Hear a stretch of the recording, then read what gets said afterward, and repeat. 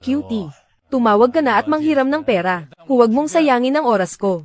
Ako si Wang Chen. Para kumita ng pera pampagamot sa nanay ko. Naloko akong magtrabaho sa ibang bansa. Hindi ko inaasahan na wala akong kikitain. At matatalo pa ang lahat ng ari-arian ko. Ayoko na. Tigil. May utang kang 400,000 sa akin tapos gusto mong umalis. Mga tauhan. Habaran niyo siya.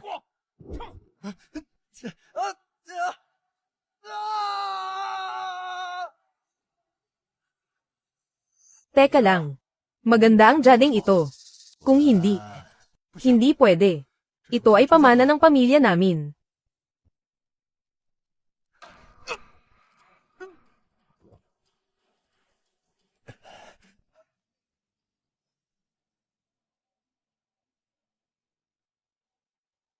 Anong pinag-aawayan nyo?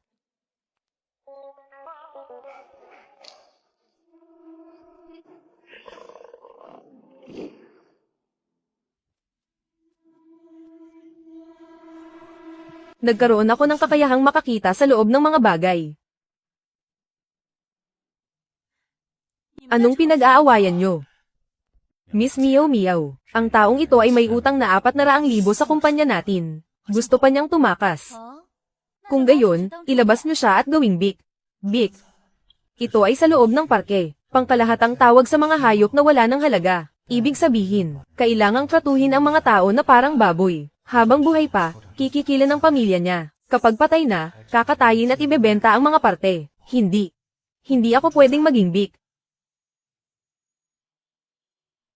Sino nagsabing hindi ko babayaran? Mababawi ko ito sa isang laro. Talagang hindi mo alam ang lugar mo. Mababawi. Ano ang ipapanalo mo? Gamitin mo ang bato sa tiyan mo. Lalaban ka ba? Wala kang kahit ano. Bakit ka makikipaglaro sa akin? Hindi ikaw. Miss Meow Meow, gusto kong makipaglaro sa kanya sa round na ito. Bakit ako papayag? Dahil lang sa dice na iyon, ay 18 puntos. Akala ko talaga may ibubuga ka.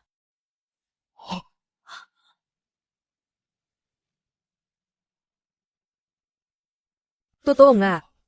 Talagang 18 puntos nga. Miss Meow Meow, kanina pa siya sumisilip sa dice. Ginawa ko iyon ng lantaran. Dalhin niyo na siya. Ayoko sa mga lalaking nagmamarunong. Ikaw na cutie. Buwisit na babae, huwag kang manghuhulog sa mga kamay ko. Kung hindi, ipapakita ko sa iyo. Bilisin mo. Pumasok ka. Boss Biao, mababayaran ko ang pera. Palabasin mo lang ako, pangako ko. Cutie. Sige, magpanggap ka pa. Maghintay ka ng kamatayan mo rito.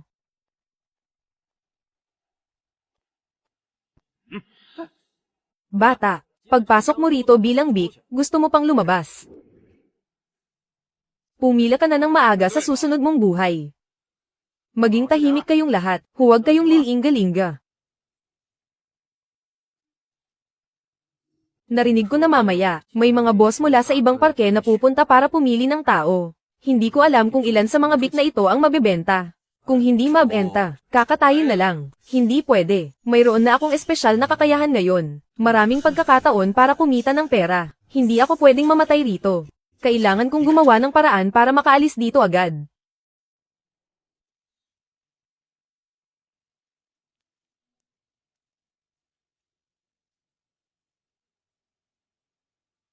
Joe Dafoe, nandito na naman para pumili ng mga yemaksi. Sa minahan natin, may bagong bukas na lugar kamakailan. Kailangan nating maghanap ng mga yemaksi para mamulot ng bato. Sige, sige. Ang swerte naman ng mga baboy na to. Kapag nagpunta sila sa minahan para maging yemaksi, hindi na sila kailangang katayin at ibenta. Nandito na ang boss para pumili ng mga tao. Maging alerto kayo. Mga boss, pumili lang kayo. Basta makahawak ako ng bato, magagamit ko na ang kapangyarihan ko. Gusto kong pumunta sa minahan. Gusto kong maging yemaksi. Gusto ko rin. Joe Dafoe, gusto kong maging yemaksi. Gusto ko ring maging yemaksi. Gusto ko rin. Ako rin. Ako rin. Siya. Siya. Siya.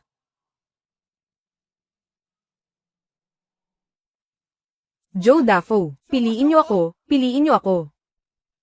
Karapat-dapat ka ba? Dati nagpapanggap ka pa sa kasino. Ngayong baboy ka na, hindi ka pa rin mapakali. Joe Dafoe, marunong akong pumili ng bato. Joe Dafoe, piliin niyo ako. Joe Dafoe, huwag kayong maniwala sa kayabangan ng batang yan. Isa lang siyang talunan na naubusan ng pera.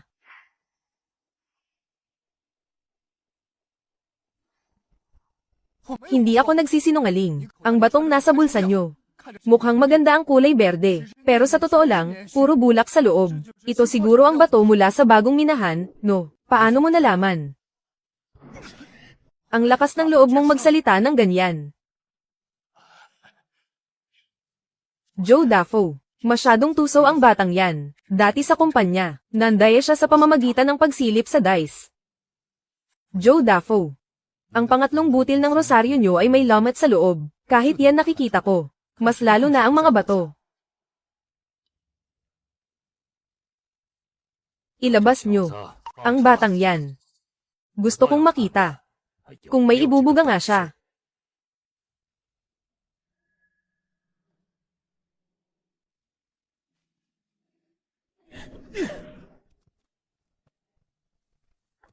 Buwisit na bata. Siguraduhin mong hindi ka nagsisinungaling. Kung hindi, gagawin kong mas malala pa sa kinatay na baboy ang sasapitin mo. Paano mo patutunayan na marunong kang kumilatis ng bato? Basta bigyan niyo ako ng pagkakataon, boss. Siguradong kikita kayo ng malaki sa akin. Boss Joe, huwag kayong maniwala sa matatamis niyang salita. Ang batang yan, may utang pa sa kasino natin, na 400,000. Bitawan mo ako. May magbabayad na ng utang ko ngayon. Nasa Myanmar tayo. Sino namang magbabayad ng utang mo, ha? Joe Dafoe, kayo ang magbabayad ng utang ko. Oh? Bakit mo naman naisip na tutulungan kita? Ang 400,000 yan. Barya lang yan kumpara sa buhay ko. Pero kung kikilatisin ko ang mga bato para sa inyo, kaya ko kayong paliguan ng bilyon-bilyon. Sige, bibigyan kita ng pagkakataon ngayon. Nagkataon na may nabili akong mga hindi pa nabubuksang bato. Kung makakapili ka ng magandang jade, sumama ka sa akin. Kung niloloko mo ako, ang mga mata mong yan, iiwan mo rito.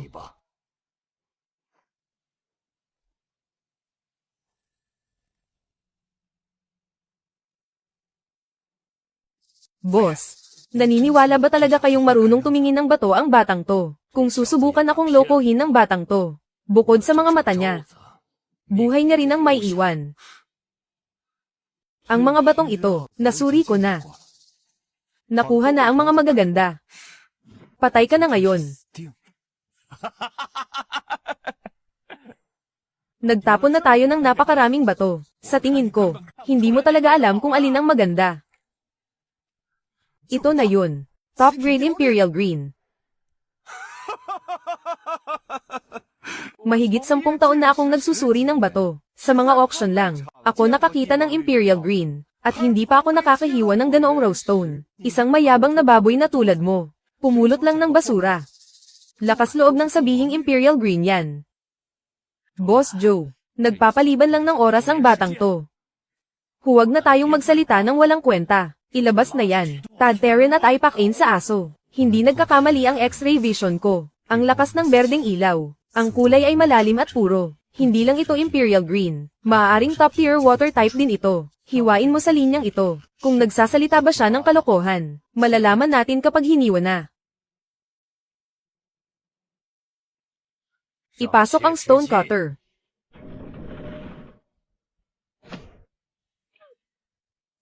Magaling siyang magpanggap. Sayang nga lang at wala siyang kakayahan. Ang mga gamit sa ilalim ni Boss Joe, karamihan ay si Ghost Eye ang sumusuri. Siya ay isang Master Stone Appraiser. Ang baboy na to, kawawa naman.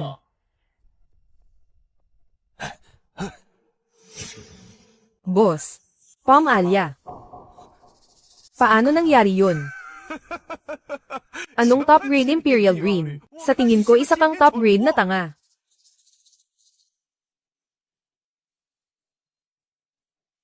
Tapusin na yan. Bata. Hindi sa hindi kita binalaan. Ang industriya ng stone gambling ay napakalalim. Isang tandang baboy na tulad mo. Sa susunod na buhay, magkaroon ka sana ng mas magandang mata. Imposible. Hindi ako nagkamali ng tingin. Hindi ito ang batong kanina. Pumunta ka sa impyerno at magpaliwanag.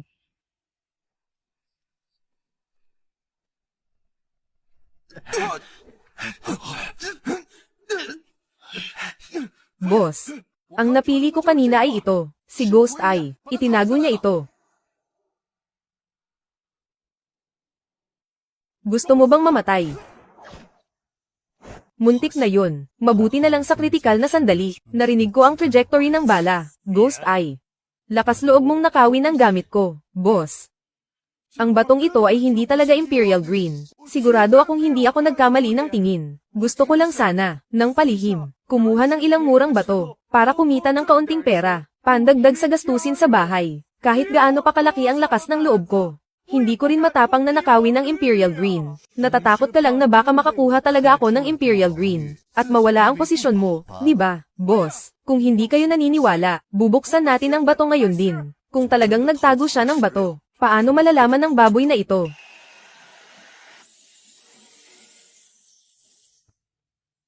Joe Dafoe, tingnan nyo, ito ay Imperial Green, at nagkakahalaga ng 8 milyon bawat gramo. Isang top-grade Imperial Green. Ang batong ito ay nagkakahalaga ng hindi bababa sa 100 milyon. Guwe yan.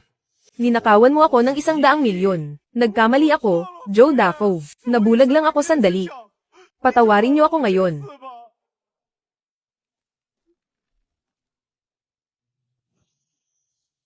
Sa walang batas na lugar na ito kung saan walang halaga ang buhay, maaari akong mamatay anumang oras. Kailangan kong kumita ng sapat na pera, para makatakas. Ikaw. May kakayahan ka nga. Anong pangalan mo? Ako si Wang Chen. Sige. Sumama ka sa akin. Mula ngayon, ikaw na ang papalit sa trabaho ni Guiyan. Salamat, Joe Dafoe.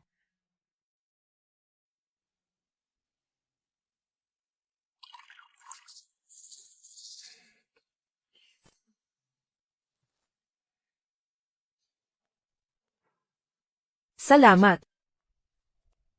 Kamakailan sa Hilaga, nagbukas ako ng bagong minahan, ang mga batong nahukay doon. Ikaw ang susuri at pipili. Siyempre, hindi kita dadayain, basta't magtrabaho ka ng maayos. 10 milyon ang sahod mo buwan-buwan. 10 milyon lang. Ang cute naman para magtrabaho ako ng maayos, gamit ang aking kakayahan. Kung kaya kong mag-isa, siguradong yayaman ako. Salamat, Joe Dafoe, sa pagbibigay sa akin ng pagkakataong maglingkod sa inyo. Kaya lang, gusto kong humingi ng pagkakataon sa labas. Ang karapatang bumili ng mga bato sa merkado. 5 taon nang sumusunod sa akin si Guiyan. Pero hindi siya nang ahas na humiling nito. Matapang ka rin. Ang mga batong nahukay sa minahan. Hindi marami ang top grade na jade. Pero sa pampublikong merkado sa labas, at sa black market, maraming magagandang bato. Basta't may mata at lakas ng loob ka. Ang yaman ay walang katapusan. Akong si Joe Dafoe ay hindi takot sa sakim na tauhan. Takot lang ako sa tauhang walang kakayahan. Maaari kong ibigay sa iyo ang karapatang ito, pero dapat mong malaman ang mga patakaran. Kung kikita ka, kakayahan mo yan. Kung mamatay ka sa labas, huwag mo akong bibigyan ng problema. Ito ang makasalaan ng Myanmar. Lakas ang nangingibabaw. Walang pakialam ang iba kung mabuhay o mamatay ka. Naiintindihan ko.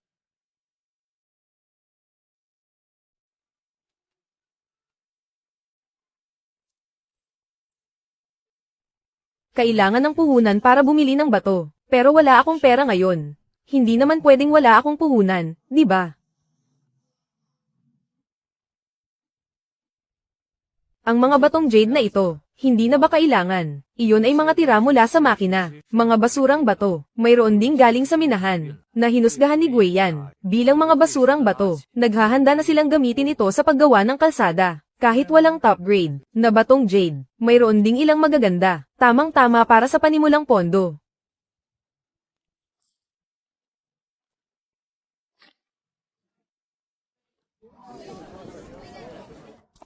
Boss, tumatanggap ka ba ng mga bato? Tumatanggap naman, pero kailangan ko munang makita ang mga bato.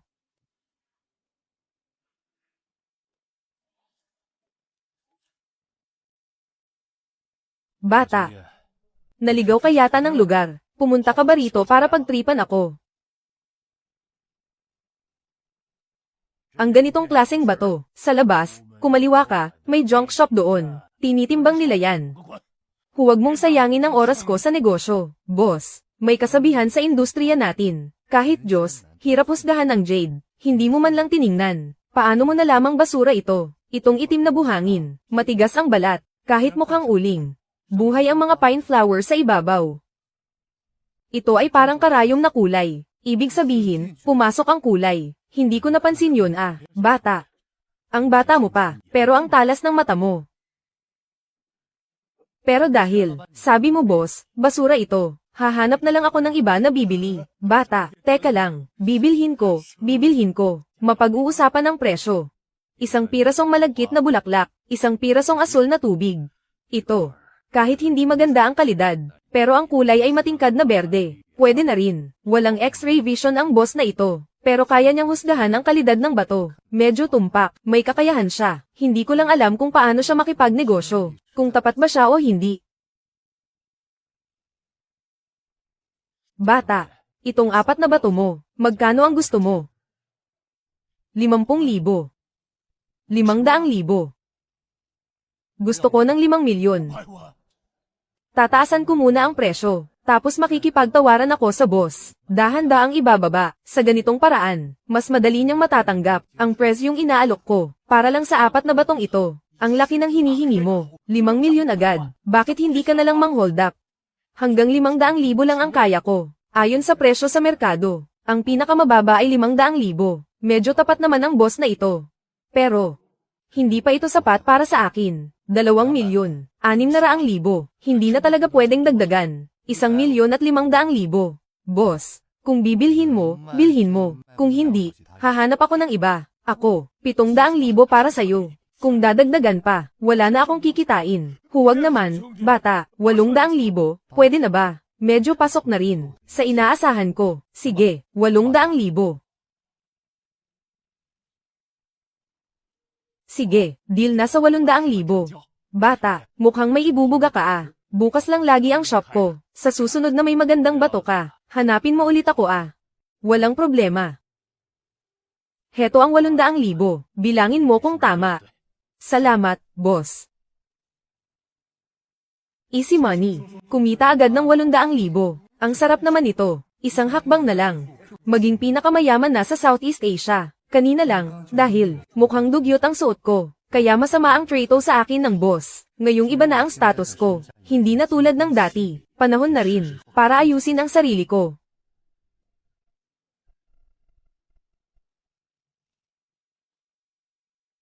Sa ganitong paraan, hindi na ako mamaliitin ng mga trabahador at siga dito. Ngayon, oras na para pumunta sa minahan at kumuha ng bato.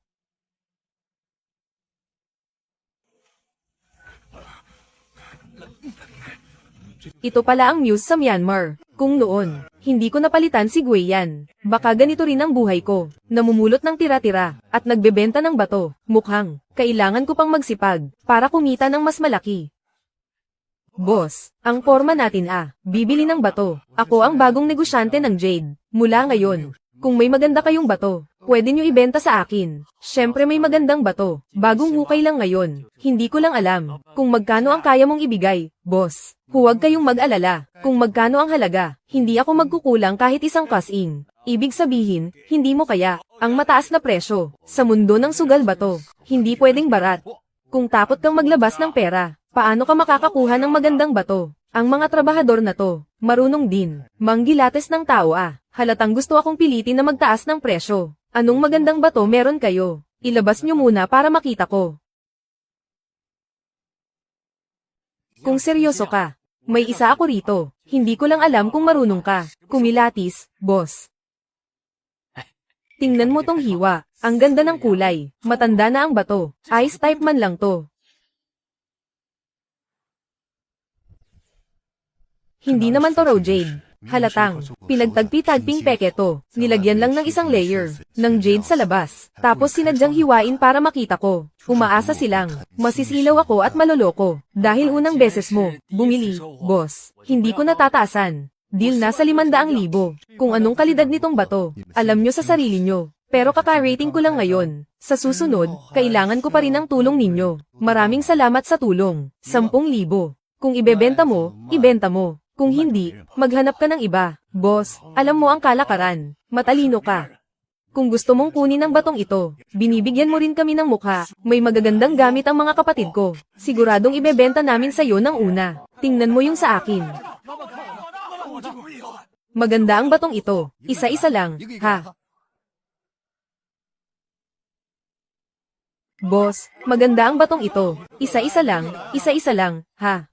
Ang kulay na ito ay purong-puro. Sobrang asul na parang langit. Sa loob, may mataas na kalidad na parang yelo at nyebe. Parang dagat at langit na nag-iisa. Mga patak ng nyebe. Parang simula ng mundo. Kung ang batong ito ay gagamitin sa pag-ukit, magkakaroon ito ng napakataas na halaga sa sining.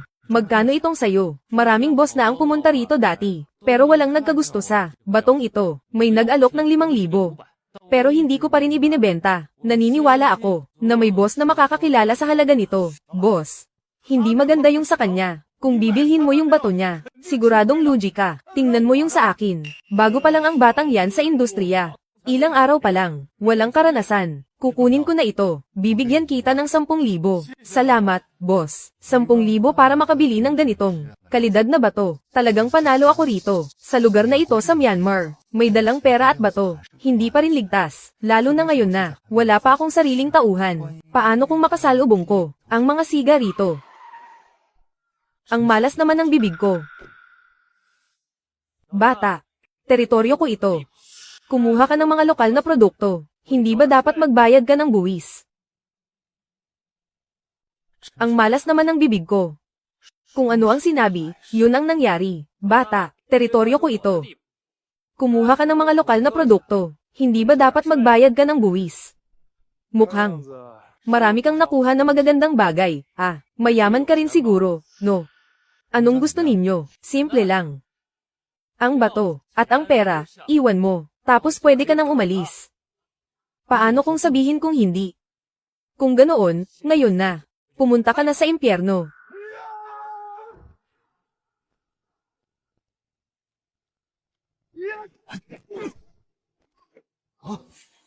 Ikaw, papatayin kita. Paano na ito? Hindi na ako makakaiwas. Masisira ba ang kamay ko? Mabubutas ba ito? Ayos lang ako.